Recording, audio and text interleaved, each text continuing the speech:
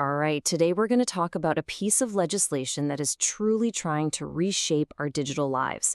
It's the UK's Online Safety Act.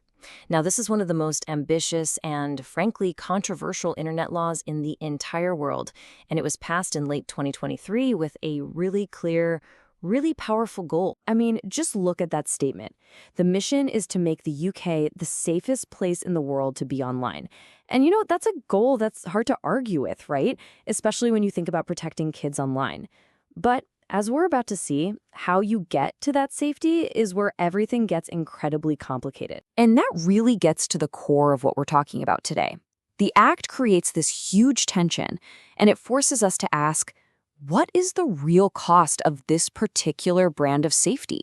Are we actually getting safer, or are we just trading our privacy for a whole new level of surveillance? Okay, so let's dig in. First, let's look at what the Act officially promises to do.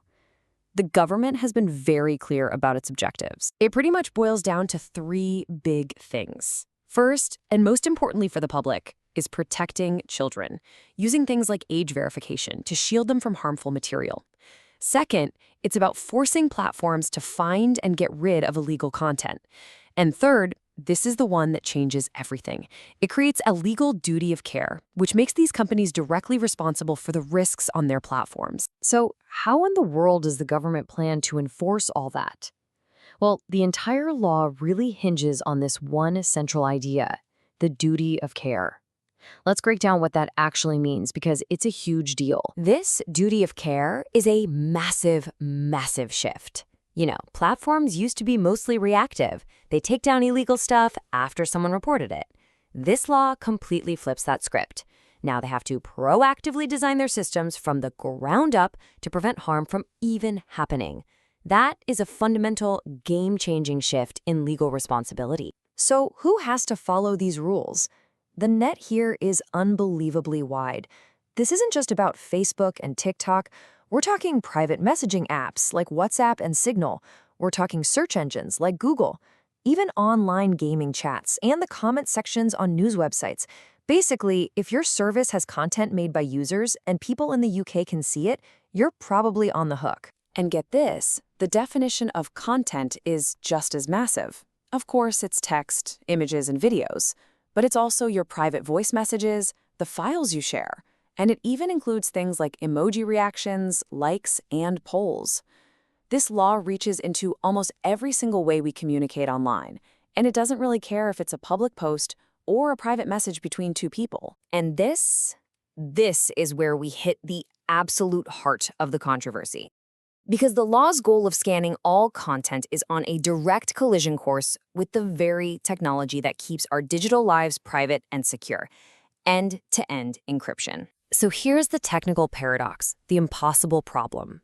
On one hand, the Act says platforms must find and remove illegal stuff, even inside an encrypted WhatsApp message.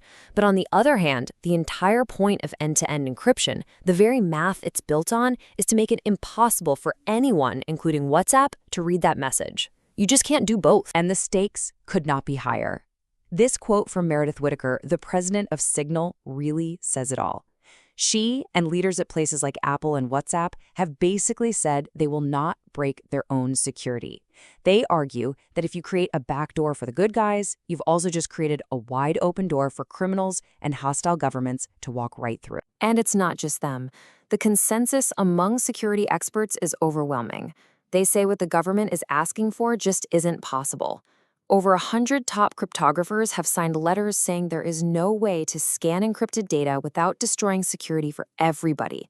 The so-called solutions, like scanning content on your phone before it gets encrypted, well, that just turns your own device into a surveillance tool. So let's talk consequences. What happens when companies, big or small, can't or won't comply with these incredibly complex and sometimes contradictory rules?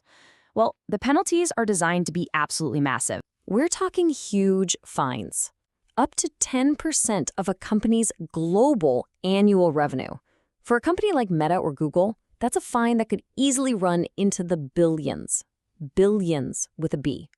And that creates this enormous pressure to just play it safe and over-censor content, to remove anything that might even possibly be a problem. But while the tech giants can probably absorb those costs, what about the little guys? For a small startup or a nonprofit forum, the burden is just immense.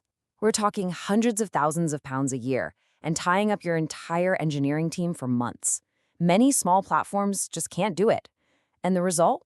It could crush innovation, kill competition, and leave us all with way fewer choices online. And please don't think this is some far-off problem in the distant future. The clock is ticking, loudly. The act is already law, and its biggest teeth, things like safety by design and mandatory age checks, are rolling out through 2025. Platforms are scrambling right now to figure out how to comply with rules that even lawyers are still trying to understand. Which brings us to our final and maybe most important point. What is the ultimate price we pay for this specific vision of safety?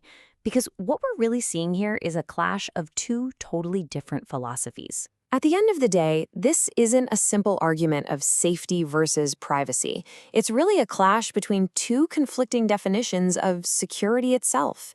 The Act works on the assumption that safety comes from monitoring, from scanning content to spot risks. The expert view argues that real, true safety comes from encryption, from making our conversations mathematically private and secure from everyone, whether that's the platform, the government, or a hacker. And so, we end right back where we started. The Online Safety Act has a noble goal, one that's easy to support, but its methods have sparked a massive firestorm. It forces us all to ask a really tough question. Do these measures actually make us safer? Or do they create a whole new set of dangers by weakening the very tools of privacy and security that protect all of us online? That's the question this act leaves on the table for all of us.